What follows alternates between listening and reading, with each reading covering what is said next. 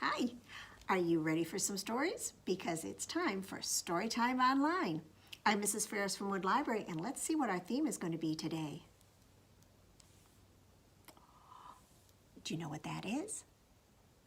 That's an owl. Now, what can an owl do that you can't do? Did you say fly? Because that's what our theme is today, all about flying and the animals that do it. So let's start off with a book called Lazy Ozzie. It's written by Michael Coleman with pictures by Gwyneth Williamson, and it's published by Little Tiger Press. Ozzie was a very lazy owl. "It's time you learned to fly," said Mother Owl one day. But Ozzie said, "Oh, do I have to?" He didn't want to learn to fly. All that wing flapping looked like too much hard work. Ozzie's favorite thing to do was sit around. "I'm practicing being wise," he said. "Well, I want you to fly," said his mother sternly.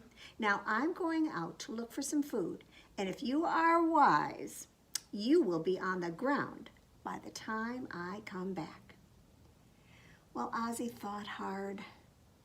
If he was wise, then he should be able to think of a way to get down to the ground without flying. Suddenly he noticed the horse who lived in their barn. Horse's head came up almost as high as the beam that Ozzie was sitting on. And Ozzie had an idea. "Help! Help!" he yelled.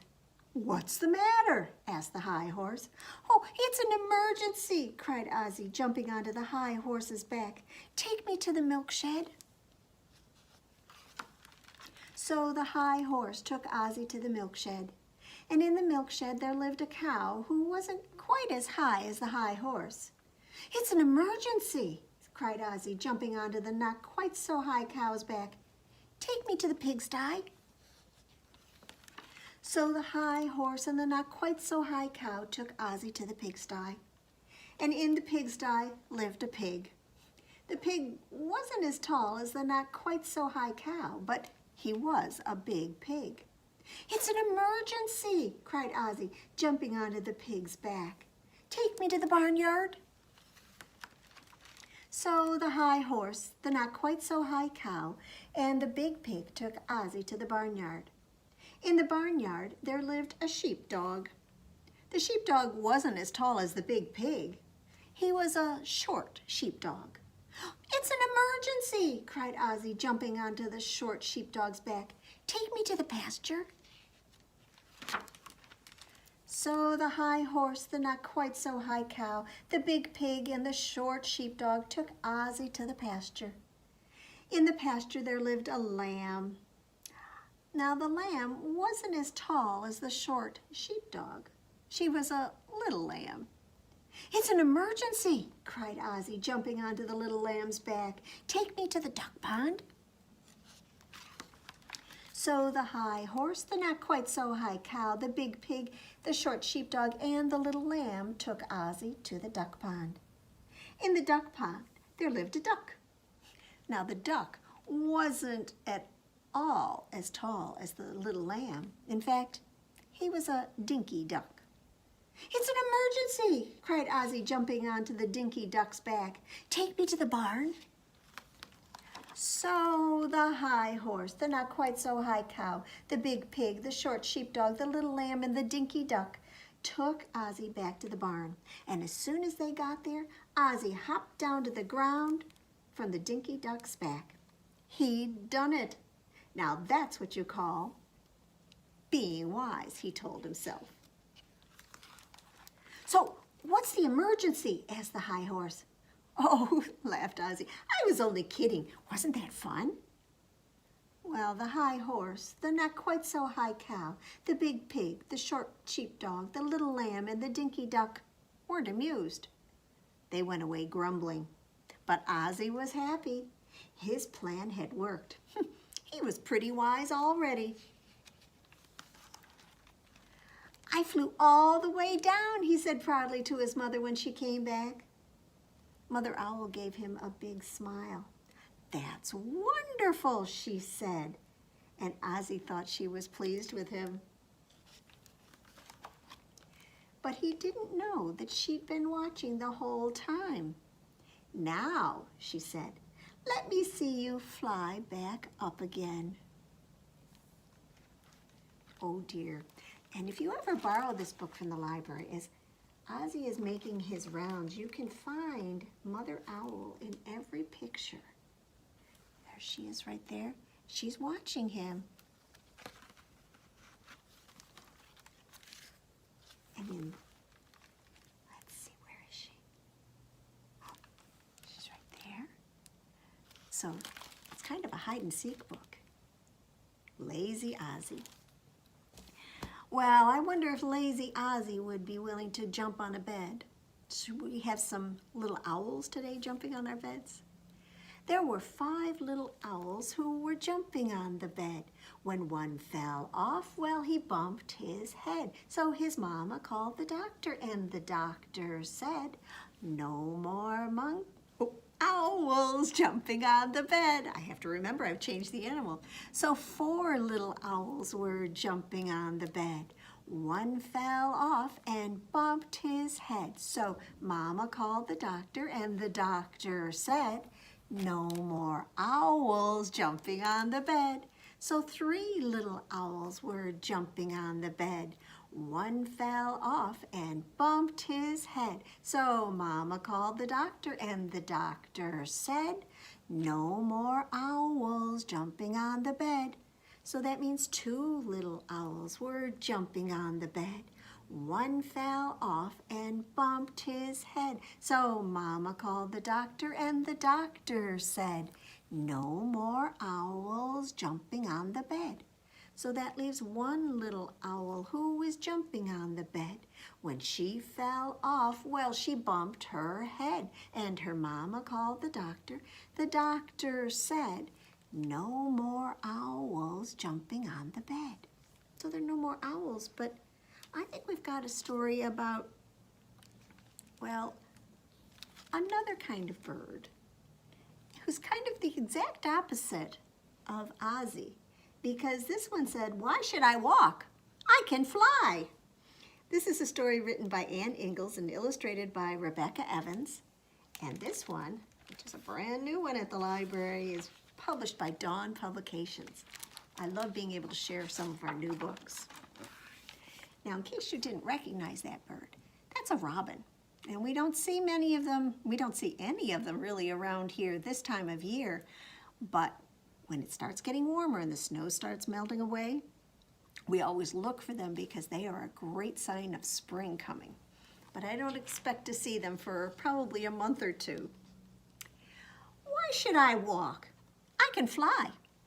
I've made up my mind to try. Others can do it. My brother's the worst. My sister should try it. I'll let her go first. She did it. She flew. And so can I. But I'm so small and there's so much sky. I hide in my nest, not ready to budge. Then Mother does it. She gives me a nudge. Oh, flying is tricky. Is this a mistake? I want back in my nest, for goodness sake. I grab for a branch, I grip it, hold steady, but it slips through my feet and I fall. I'm not ready. I'm dropping, oh help someone please. Why can't I fly like those chickadees? I beat my wings, oh this flying is tough. I rise just a bit and then land in some stuff. Uh-oh. You better be careful. Oh no, a cat. He sees me, good grief. I jump and he misses. Oh, what a relief. I flap and I flutter again and again. I'm tired of trying. I give up, but Then, by beating my wings for all they are worth, I rise up and look down at the earth. I zoom up and down all over the place. I zip along with the wind in my face.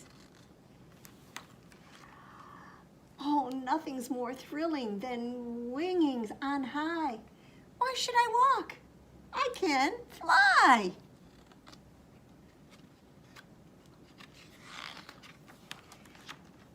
And at the back of the book, there are all kinds of interesting things about birds, especially robins and baby birds. This is a story, but these are all facts about babies in a nest and how old robins are when they leave the nest. Does a mother really push her babies out of the way? Is it hard to learn to fly? And what about cats? And what should you do if you find a baby bird on the ground? So that's Why Should I Walk? I Can Fly. Well, I've got two friends here. Let's see here. There's one. And there's the other. Well, there were two little blackbirds sitting on a hill, one named Jack and one named Jill. Fly away, Jack. Fly away, Jill. Come back, Jack. Come back, Jill. There were two little birds sitting on a cloud, one named Quiet, the other named Loud. Fly away, Quiet. Fly away, Loud. Come back, Quiet. Come back, Loud. There were two little blackbirds sitting on a stick, one named Slow, and the other named Quick. Fly away, Slow. Fly away, Quick. Come back, Slow. Come back, Quick. There were two little blackbirds sitting on a pole, one named High and the other named Low. Fly away, High. Fly away, Low. Come back, High. Come back, Low. There were two little blackbirds sitting on a light, one named Left and the other named Right. Fly away, Left. Fly away, Right. Come back, Left. Come back, Right. I hope I did that one right. There were two little blackbirds sitting on a car, one named Near and the other named Far. Fly away, Near. Fly away, Far. Come back, Near. Come back, Far. There were two little blackbirds sitting on a pack, one named Front and the other named Back. Fly away, Front. Fly away, Back. Come back, Front. Come back, Back. There were two little blackbirds sitting on a gate, one named Early, the other named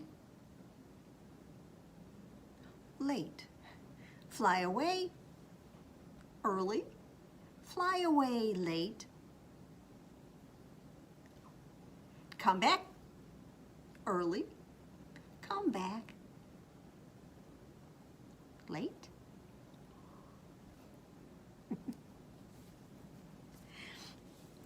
Well, I like that story about a robin, and this is another story about a robin. In fact, this is called Round Robin. It's written and illustrated by Jack Kent, and he certainly is a round bird, isn't he? And this is published by Simon & Schuster Books for Young Readers. Now, at first, the little robin was like any other bird. Most of him was head, and the rest of him was hungry. So he ate, and he ate, and he ate, and he ate, until he looked more like a ball than a bird, and everybody called him Round Robin. The other birds fluttered about from tree to tree. "Come fly with us, Round Robin," they said. But Round Robin was too fat to fly. When he wanted to go anywhere, he hopped. Hippity, hoppity, boppity, bump, with sometimes more bumps than hops. But mostly he just stayed where he was because all he wanted to do was eat. When fall came, the robins began to fly south. "Come along, Round Robin," they said. "Soon snow will cover the ground and food will be hard to find."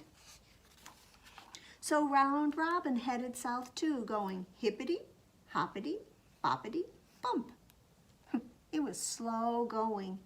All that hopping just made him hungry, so every few minutes he stopped to eat, and this slowed him down even more. Round Robin had not gone very far when winter caught up with him, and hopping in the snow was hard work. It was easier on the road where the automobiles had packed the snow hard as ice, so he was able to go hippity, hoppity, boppity, slide. But it was dangerous. "If you don't want to get run over," warned a field mice, "you better stick to the byways." So Round Robin did. But the snow kept getting deeper and deeper. Round Robin struggled on. "I'm starving," he complained one day. "There's nothing at all to eat." "Oh, I wouldn't say that," said a fox who suddenly appeared from behind a tree. "You look very tasty to me." He licked his lips and he leaped at Round Robin. And everything happened so fast that Round Robin didn't have time to think. He was even more surprised than the fox when he found himself flying.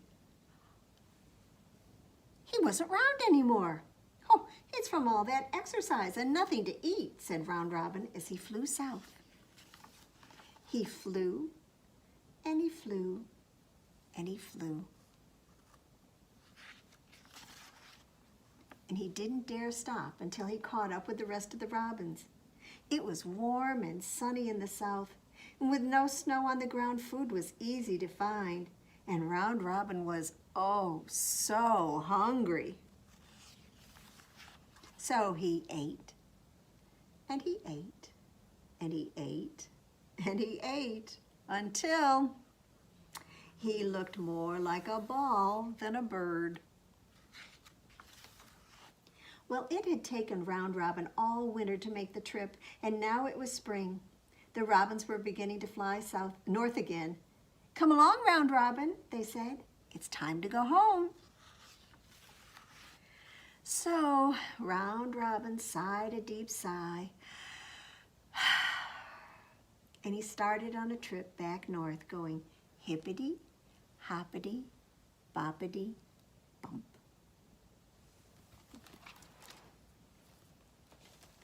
Well, can you shake, shake, shake your sillies out? Shake, shake, shake your sillies out. Shake, shake, shake your sillies out and wiggle your waggles away.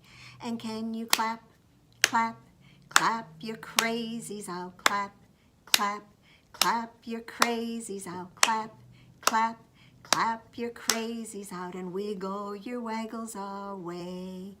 Can you stretch, stretch, stretch your stretchies out? Stretch, stretch, stretch your stretchies out. Stretch, stretch, stretch your stretchies out and wiggle your waggles away. Can you stand up?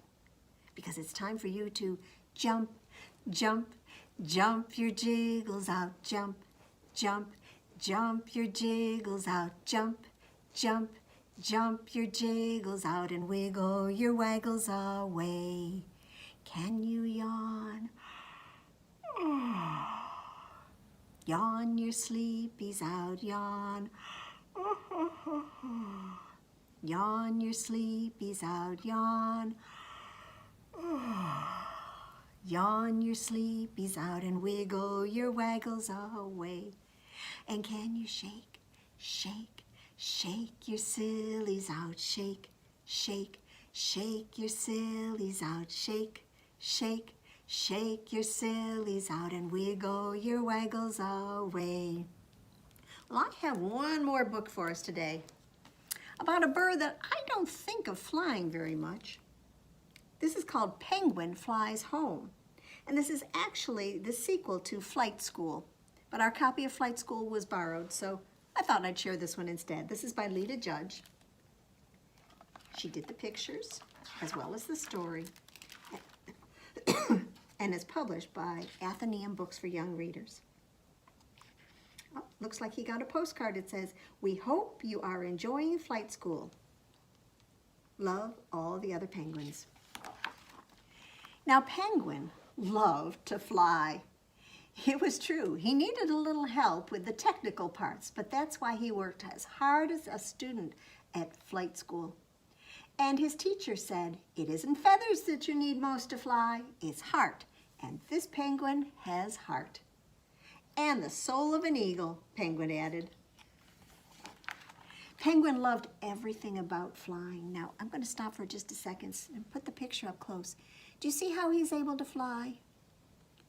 His friend, Flamingo, ties a string around its legs and then pulls Penguin along as Flamingo flies through the air. I don't know if Flamingo's a boy or a girl. We'll have to read some more. Maybe we'll find out.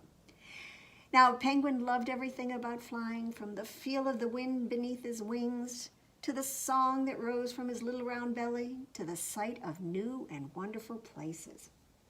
He loved everything except for the whisper of sadness that drifted into his heart when the sun set and the stars floated overhead.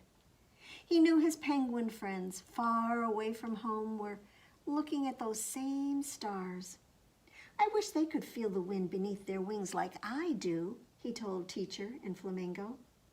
"Penguin must be homesick," said Teacher. She and Flamingo thought all night, and by dawn, they had hatched a beautiful plan. At takeoff the next morning, Teacher declared, "Field trip!" And soon the birdies were flying farther than they'd ever had before. They flipped and flapped for days, which turned into weeks, until at last, welcome to the South Pole. That's where penguins live. They had brought Penguin home. Oh, Penguin's friends gathered the moment he arrived. Oh, they had missed him too. Penguin introduced them to Teacher, Flamingo, and Egret, and he told them all about his adventures at Flight School, and then he said Teacher could show them how to fly too. "Fly?" they said. "Oh, wait. I don't think so. I think we heard wrong. Penguins don't fly." "Follow me, birdies," Penguin said. "It's time for class to begin. First you flip-flap. Flip-flap, flip-flap. And then you jump up, up, up, up. Now, birdies, before we can take off, we must practice our landings. Plop, plop, plop. I think I'll go for a swim." "Yes, swimming. We are penguins. We love to swim." And in their excitement, they all rushed off, leaving Penguin alone. "Why don't they want to fly?" he asked Flamingo. "Not everyone is like you, dear, with dreams as high as the stars." "Well, they must think I'm ridiculous," said Penguin. And he went off to sit by himself. "Will my friends like me if we don't share the same dreams?" As the sun sank, the midnight sky began to shimmer, and the desire to fly called out to him from deep inside his soul. You have to listen to things that deep, even if it means you will be different from everyone else.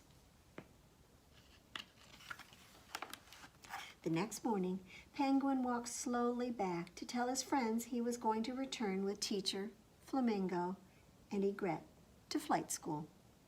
But the colony was waiting for him with a surprise. The other penguins didn't think he was ridiculous. They were proud of him. They told him that they were sad to see him leave, but they understood he had to follow his dreams. That no matter how far he flew, they promised to look up at the sky and think of him. And that even if he had the soul of an eagle, he would always be a little round penguin with dreams as high as the stars. And friends who love him. Come back soon, they said. Remember to write home. Safe travels. All right. Well, we're going to have a story on the flannel board. And to kind of come full circle, it has an owl in it. Now, one sunny day, Owl tried to sleep. Now, before I go too much farther, do you know that owls like to sleep during the day and they hunt at night if they can?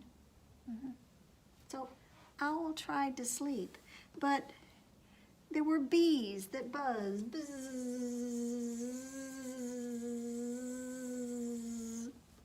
and Owl couldn't sleep. The squirrel cracked nuts, crunch, crunch, crunch, crunch, and Owl tried to sleep. The crows called, caw, caw, caw, and Owl tried to sleep. The woodpecker pecked, rat-a-tat, rat-a-tat, and Owl tried to sleep.